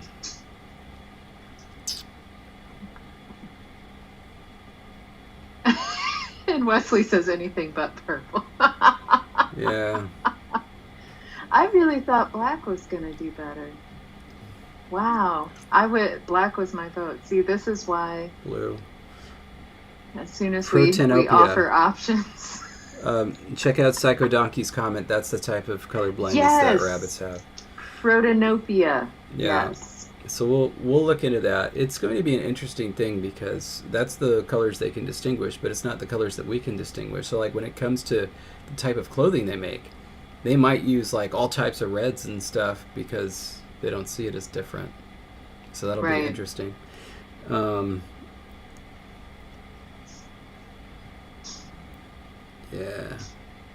Oh yeah, Ifya is Irish. Ifya. Well, Ifya. Oh. If I just said your name horribly wrong, I'm sorry. But Ian, yes. I get 12 votes because I'm the actual con language. That's right. I'm just the color commentary. Yeah, democracy is always great. There we go. Done. This is what happens when you give me control of this account. All right. Let's do a different one. I'm going to leave those there for the time being. I will say, yeah, we do need chat polls. That would be amazing because I also want to say that some people did not realize that black was an option at first, so they were only voting for the colors, and then they were like, "Wait, bring back black." So okay, that's good. Just voted like 3 times, so you know. Man, y'all want more chat functions? Go round up 100 people. We need to get to 1,000 subscribers to do other stuff. Actually, we only need like 98. We're at 902 subscribers. Wow. So tell everybody to just hit the subscribe button. Yeah, we can start coming up with YouTube videos like that. Where we just hey everybody, welcome to LangTime Chat. So first big thing, gotta hit that subscribe button, smash that subscribe button. Tell your friends. Anyway, so we're here talking about language, but before we talk about language, you gotta hit that subscribe button, Subscribe. Like the video, you know what I'm saying? Anyway, we just do that. And you always gotta like point down. Yeah. Subscribe now. It'll just be 2 hours of that, 2 minutes of conlanging. All right. Okay, so I'm gonna put up some new options here.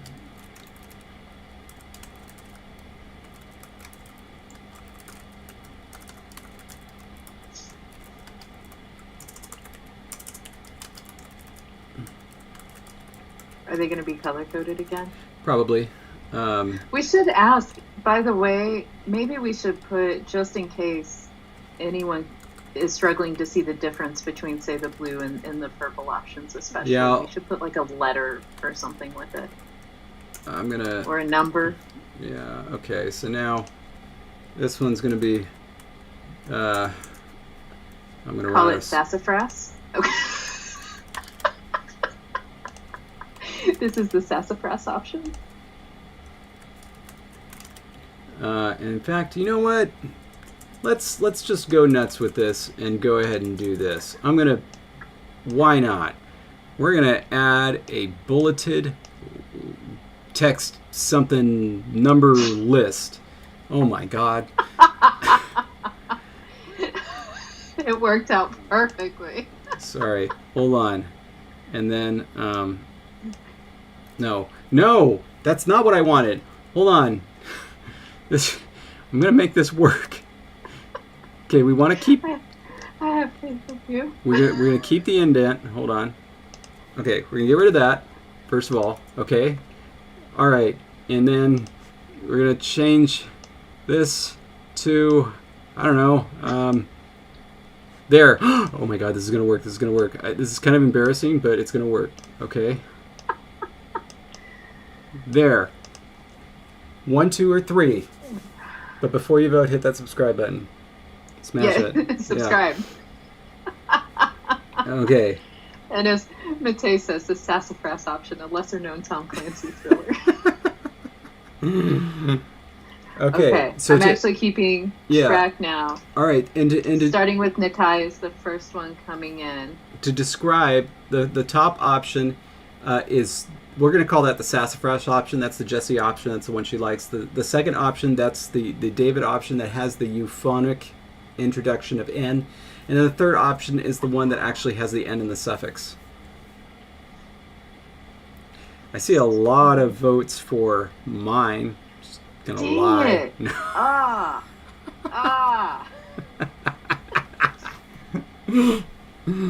Wait, 3 is catching up. Oh, shoot. It just went ahead. Whoa. This is the problem. Okay. 2, 3. Okay, there was another one for 2. 2. Right.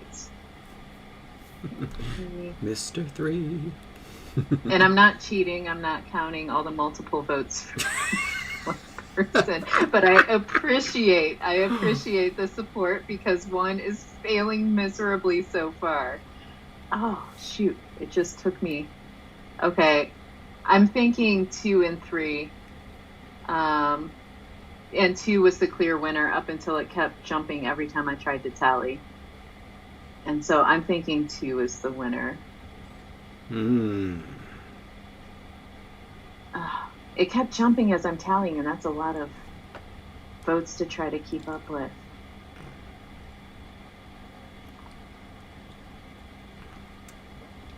2. Yeah. Not my taste. Don't worry, we're keeping track for reals. Don't worry. Okay. Oh, although you know what, 1 was making kind of a comeback. Alice supported. Okay, and Isaac, that's enough votes. Thank you for the support, but we are set on those votes, and 2 still 1. Okay, so by my tally, and I may have it slightly wrong, but I feel like when you have enough data, close is good enough. The linguist said that. PhD. I'm going to remember Based that. on this, 2 has somewhere around 20 votes, 3 has somewhere around 12, and 1 has somewhere around 7 votes. Okay. So 2 it is? Yeah, go ahead, do your little fish dance. You win. Whatever. Yeah. I'm 1 and 7.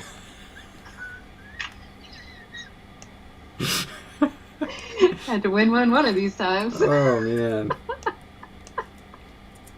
Oh, we're back to 23. Yep, option 23, like we all wanted. All right, so... That was what everyone voted for.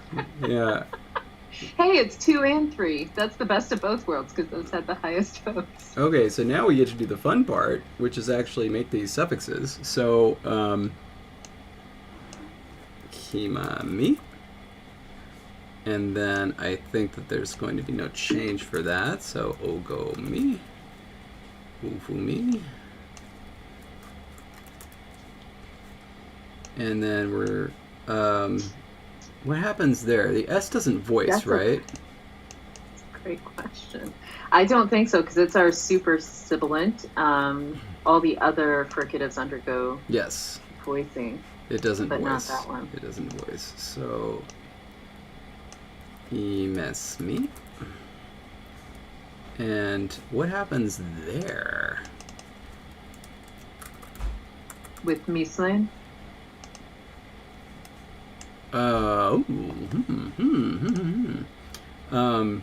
That would be a coda.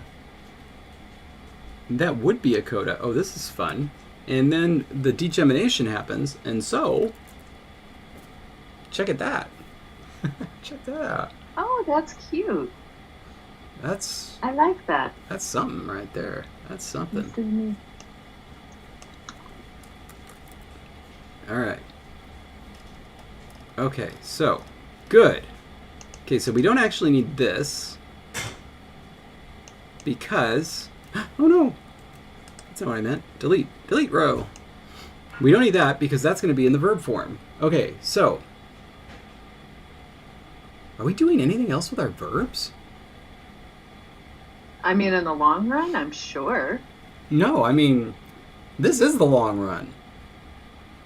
You know what I'm saying? Do you mean just inflection? Are you talking like... Yeah, like, okay, so here's what I mean. All right, so we have our agreement, and a part of that agreement is the reflexive / antipassive.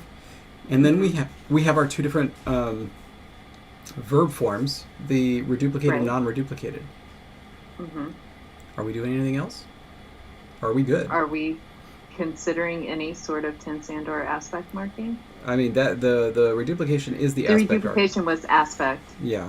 And so I guess the question is now, are we happy with punting everything else to auxiliaries? Are we good? I think we're good because we don't want to add too much more, right? Yes. Onto the verb stem. And what dance was that? Can I?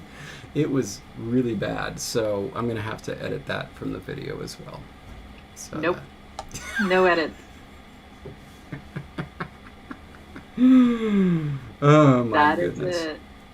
My goodness.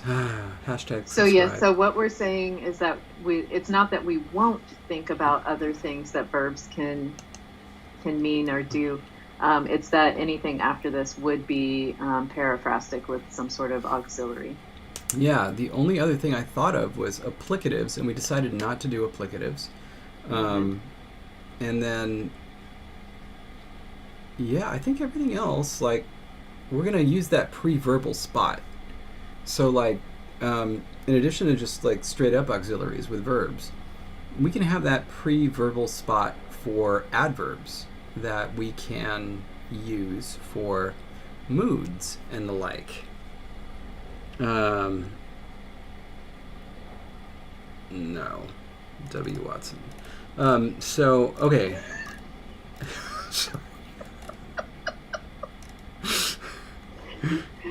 Don't worry, I get that all the time. Okay. No.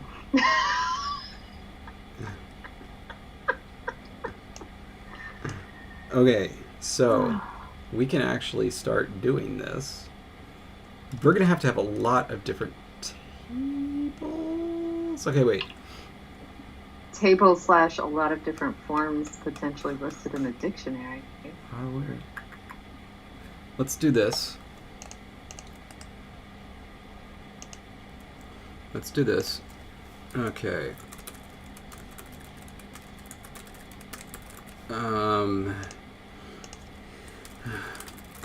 Oh, boo. Let's see if maybe I'll change that later. Second person, add row below, third person.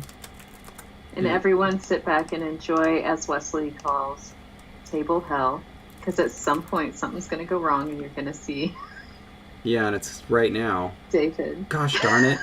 Do I write reflexive in there, or do I write antipassive, or do I write them both? I can't fit the... Reflanty. Reflanty? That's what you write. Sounds like a title. Reflanty. I thought you were going to say it sounded like a pharmaceutical. Reflanty. Oh, man. Reflanty, for when you don't know you'll need it. Okay. Alright, let's copy style there and paste style there. we should be thinking about, as we're at 3:51, let's, because I can do this, right, or whatever, but Mm-hmm. Instead of watching you, we need to start thinking about what the patrons get to vote on. yeah, what our next poll is going to be. And I don't have a super ton of thoughts. That wasn't even expressed very well. Because we just did a big vote. Yeah, we did. That could have been it. But I don't know, it seemed early enough that we wouldn't. Mike says just do a poll over what to call the fourth row. Reflanty. Yes. Medio antipassive. Oh, goodness. Or detransitive. S final. What was our S final word? EMS. Yeah. Okay, so thinking about moving forward, Yeah. we have a note that very clearly says we need to have demonstratives. Yeah. Is that oh, that's a good idea. something? Okay, so yeah, here are some possibilities, right? Okay. Oh wow, this is good. Okay, so like, so like proximal versus distal, proximal versus medial versus distal, or we can have like a proximal medial distal, and then non, like visible. Non-visible. Okay, like so far away it doesn't even register in the sight line. Yeah. Or yeah, because you could also have like near the speaker and near the hearer, yes. not near anybody. Yes, that we could have a four-way form. So near the speaker, near the hearer, near both of you, or not near anybody. Right. That's and so yes. That would be a great distinction to have them vote on, because we definitely need that information. Oh, apparently Malagasy has 7 levels. Wow.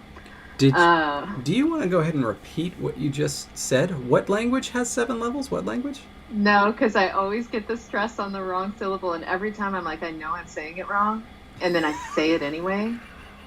And then I'm like, that was wrong. So then the next time I say it a different way, and I'm like, no, that was wrong. Every time. So how about you say it? Oh, it was of course Malagasy. Right? That's the correct way to say it, isn't it? I don't know if that's one of the 8 million ways I've tried saying it.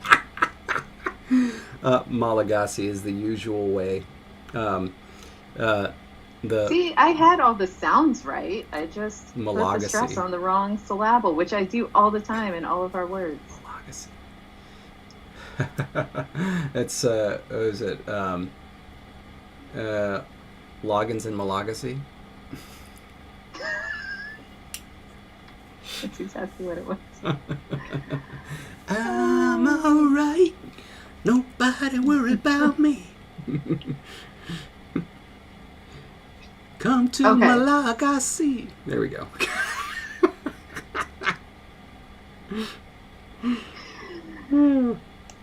So here's the thing. Yeah. You all know that I can't pronounce things really well. That's why I study written things.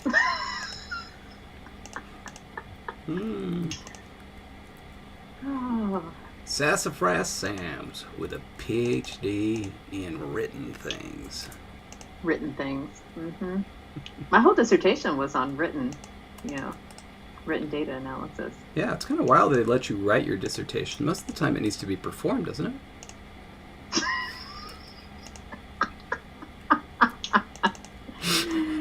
I love how you totally went the wrong direction with what that meant.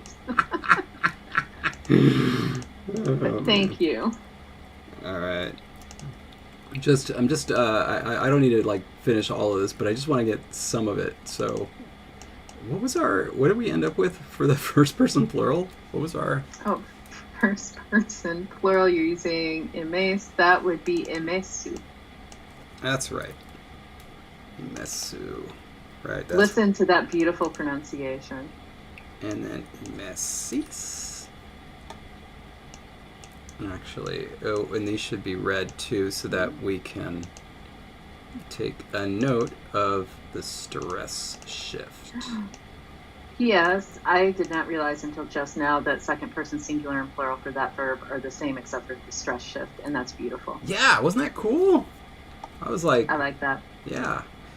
It was, I don't know where I was when that happened. Rootin' tootin' around. Yeah, it was when I told that really, really hilarious, awesome joke that everybody loved. That's okay. I have it marked down when this is over. I'm going back to 56 minutes. Okay, and then what was the reduplication for that one? It was east, wasn't it? I believe so, but I am going back up to check. Okay, that's we don't. Oh, there it is. We changed it to a Z there. Imesmes.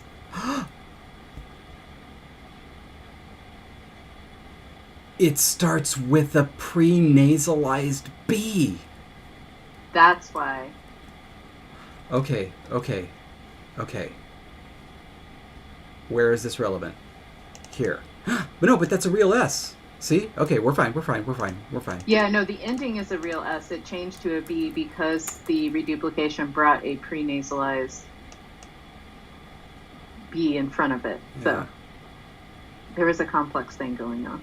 Okay, so then I think... What's the part that needs to be... I think it's this. I'm sorry. That's... Like, I swear there are two different colors of red going on in this word. Let's find out. Here we go. Copy style. And... doesn't look like it. Okay. Here, hold on. The east looks darker than the E in the middle of it. Okay, that's FBO 106. All right, now let's try this one. That one is FBO F1A. Oh my God, you're exactly right. Oh my gosh. Okay, I'm not going crazy. Wow. Well. Very color sensitive. Apparently. Well done. Okay, and then hopefully that should fix it. Yeah, that would have haunted your nightmares if they had two different reds, right? Yes. So thank you. Wow. Okay, and then okay, and then we just do that, and then we're about to have a question here. Okay. For these forms with the stress shift. Oh dear. Sorry. So the forms with the stress shift, imesmesis. Can we have a double stress, imesmesis? I'm going to leave it for right now so that we can have a little teeny weeny itsy bitsy discussion about it. Okay, so here's what happened in Spanish in the same situation. There's technically two stresses on adverbs in Spanish. So, rápido is fast, and then the adverbial form is rápidamente. And the way they analyze it is they say there's main stress on the first syllable and on the ME syllable, even though it's part of the same word. Can we do that? Imesmesis. I mean, it's important to know that the secondary stress is there, I guess. But that's where the secondary stress would be anyway. Because it would go back in every other pattern? Yeah.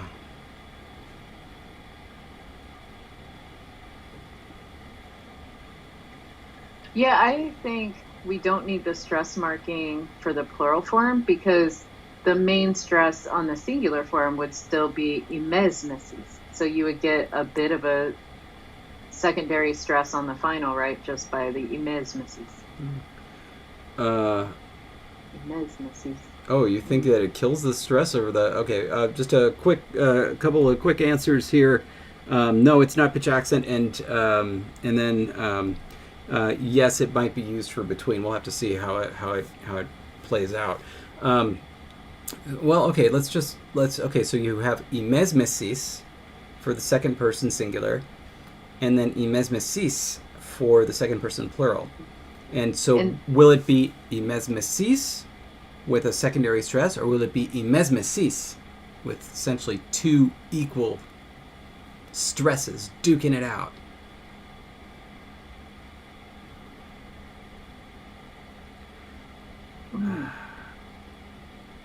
I like it having heavier stress with secondary stress.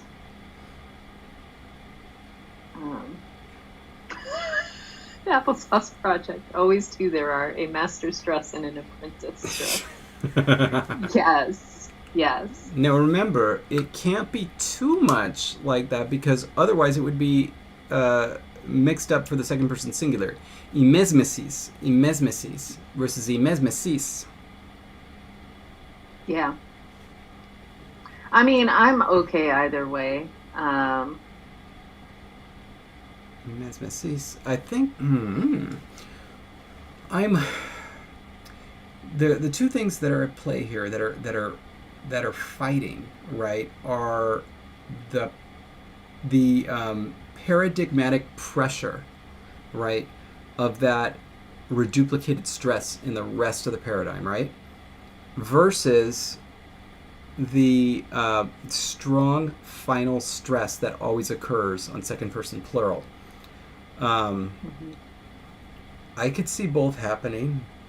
I could see it becoming a secondary stress, but if the reduplication is considered so important, I could also see that sticking around. So imesmesis versus, and then for the other one, imesmesis, it ends up sounding like a registered tone,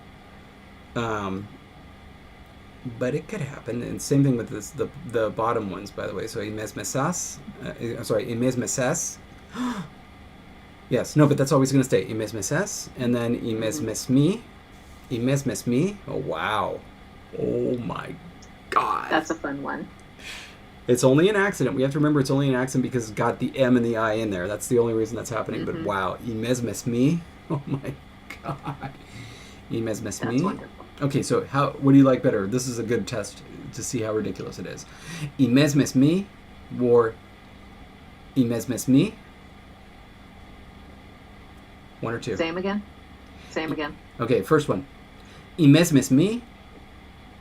2. Imesmesmi.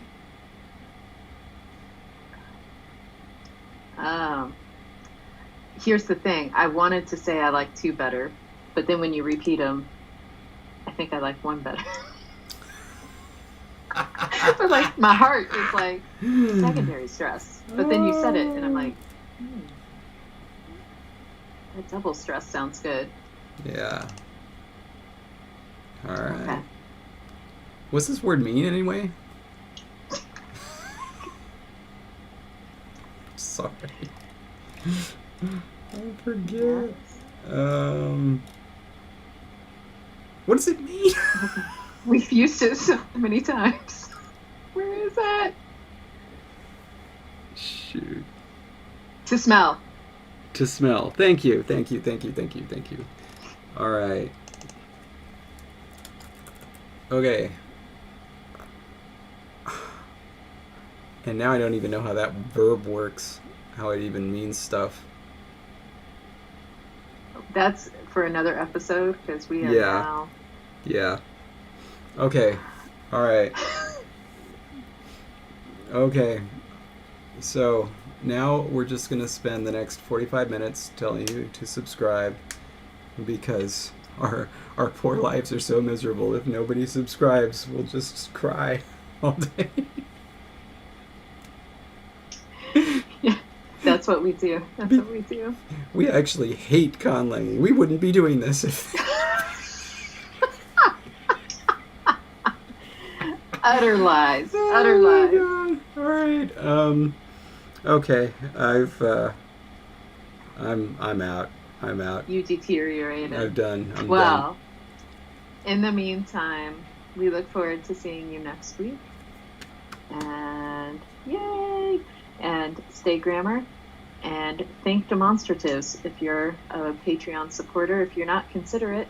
Yeah. Check us out. No matter what, subscribe on YouTube. No matter what. Smash that subscribe button. We're so desperate.